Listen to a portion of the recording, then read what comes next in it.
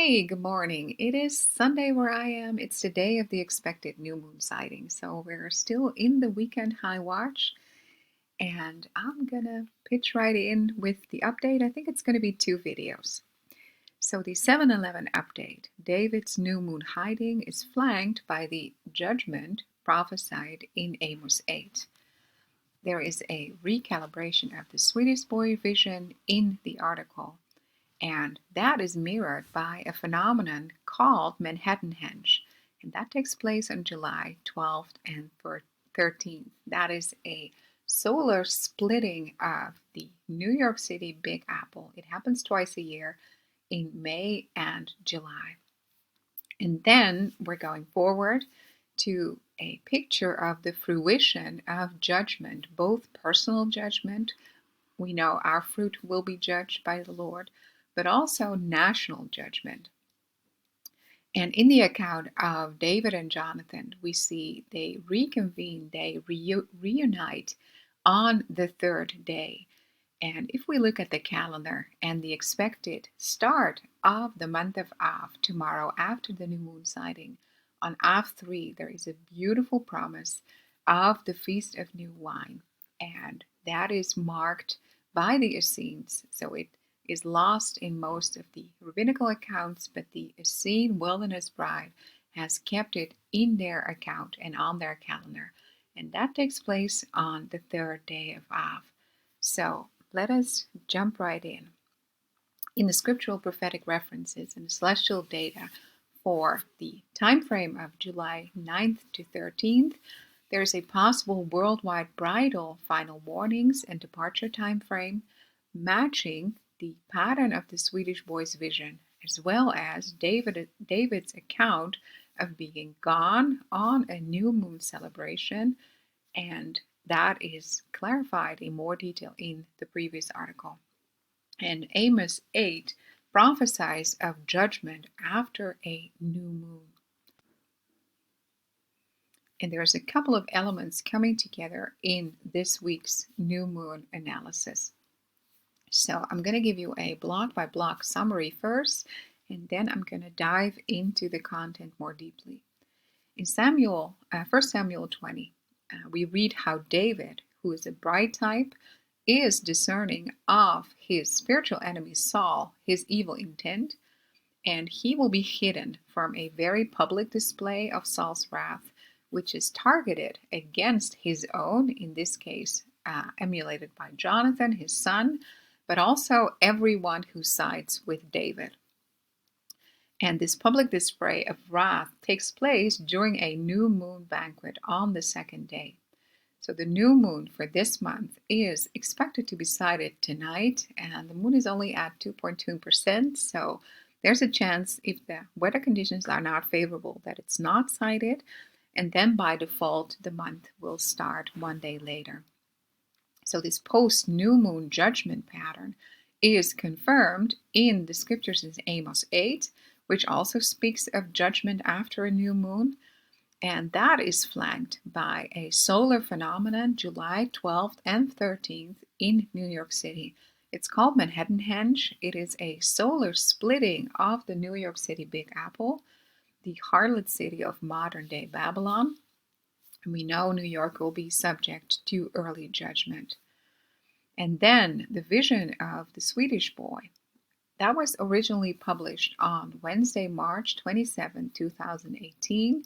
That was a picture on Torah calendar of the triumphal entry into Jerusalem, Nisan 10. His vision covered a 4 to 5 day timestamp. So we have a time frame of triumphal entry and the death of Jesus. So the boy speaks of a mountain crumbling at a Friday gathering at the foot of a mountain in Egypt. We've come to understand that the mountain he points to is the Giza pyramid, and the expecting of the Lord casting the first stone of judgment. And if you look in the scriptures, the destruction of Giza's pyramid is actually foretold in more than one verses. We can read it in Isaiah 19, 66, Lamentations 4, and Jeremiah 26. The timing of that destruction is, of course, not pinpointed, but we know we are in the prophetic season. So from that vantage point of Giza, there are a couple of celestial events taking place which have really important prophetic timestamps. So the dark phase of the moon was reached yesterday, July 10th, and the moon was closest to the sun. So the moon is lost in the sun's glare. That was the two becoming one.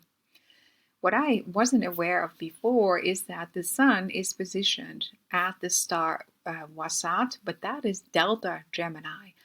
And the word delta is related to the number 4, to Dalet, the Hebrew um, name of 4.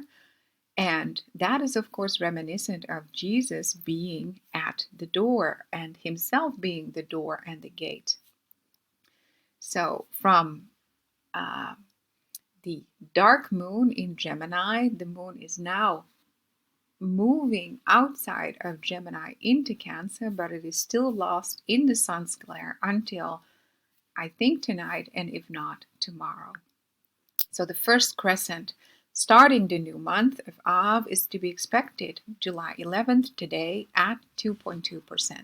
So if you'd like to check it out, you can click on the link in the article. So the post-moon judgment considered. David called home and hidden from wrath. Amos 8 weighs in. So tonight, the moon will have come out of Gemini and has moved into the constellation Cancer. This is the viewpoint from Giza tonight at 8 o'clock.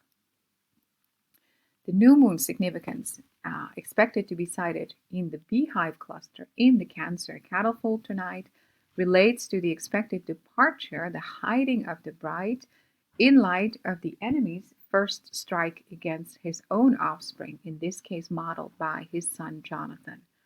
The narrative in 1 Samuel 20 is set within the context of both a 2-day new moon celebration and a yearly feast where David is called home by his brother to celebrate that feast.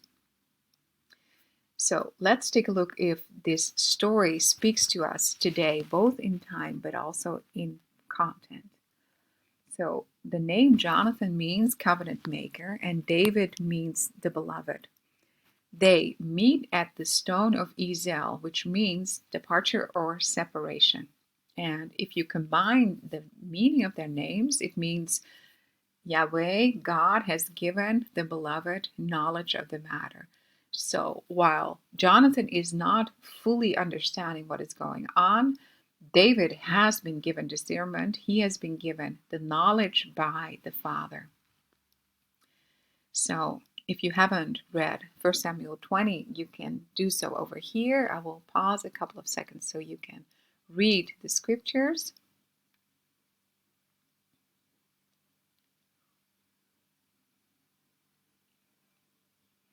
So the enemy's first strike against his own takes place on the second day, the day after the first new moon. And it takes place by means of a piercing weapon. The scriptures speak of a javelin. And if you look into the root text of that word, that is akin to the spiritual enemy's focusing of the mRNA injections, another piercing weapon. And that is, of course, attacking the undiscerning and unsuspecting especially. David and Jonathan meet again on the third day at the time and place appointed, and that is according to David's expectation, and afterward they part ways. So David was summoned back home by his eldest brother Eliab, and his name means God is my Father, and that is a type of Jesus as our spiritual older brother. He was called to celebrate a yearly feast with his family in Bethlehem as an explanation of his absence to Saul. And I understand this to be the Feast of Pentecost fully come, which also is associated with the Essene Feast of New Wine. And that is time-stamped on the calendar on Av 3. And David is strategically withdrawing himself both out of self-preservation because there is an imminent enemy attack. And in like manner, we know that the bridal departure is also a strategic withdrawing of the Lord's beloved, his ambassador's bride, ambassador brides, before the attacks start. The covenant is confirmed, and that prophetically is related to new wine, and that is initiated by the covenant maker, Jonathan, as a type of Christ. David hiding in the fields, in order to be able to hide in fields, there has to be standing corn at the time of a yearly feast. So I understand this to be the summer wheat harvest. And departing the third day resonates with many third day wedding patterns, but also the Lord instructing us to be spiritually ready the third day. So we are understanding that it is our own spiritual fruit which is going to be judged. Together, David and Jonathan embody the Church of Philadelphia, or brotherly love. They are knit together by the Lord in the Spirit. They departed at the stone of Ezel, meaning separation or departure, in the third day. And remember that Jesus' first recorded miracle was to turn water into new wine, meaning becoming spirit-filled and transformed on the third day, from the book of John, John 2. And also we can read in Acts 2 how the people accused Peter and the disciples, the 3,000 who were infilled on the day of Pentecost, and not the Shavuot, but the Pentecost fully come. They were being accused of being drunk on new wine. And that cannot take place in the third month because the grapes have not been harvested yet. Grapes are only harvested in the month of July and August. So we're going to cover that Feast of New Wine marked on Av3 below. So the stone of Ezel, the appointed place, is pointing to the new moon, the appointed time. And you can read more about it in the article over here. So if we go to Amos 8, there is an account of judgment of both personal and national nature, both the fruits of grace and the fruits of judgment have ripened at this point. They are fully come. Amos was sent to the northern tribes to prophesy against idolatry under Rehoboam. God shows him multiple visions of judgment and draws a plumb line, a measuring line to divide the land, just like a solar eclipse does from the heavens, marking the earth. This is, of course, not the only time in the Bible that the image of a plumb line is used. The Bible often pictures the Lord God as a builder. Everything built by God is built up around Him.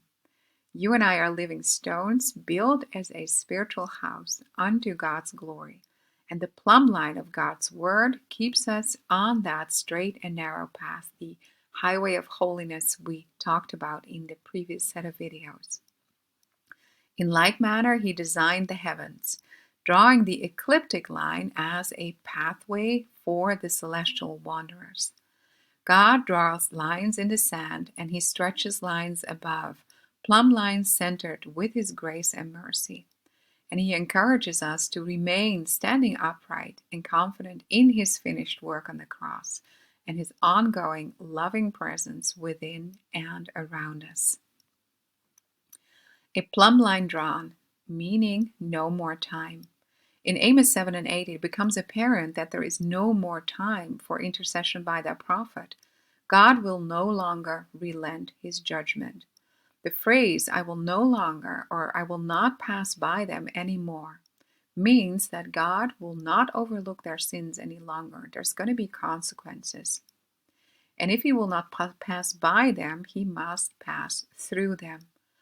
The plumb line shows that He will pass through with a sword, in division, in judgment.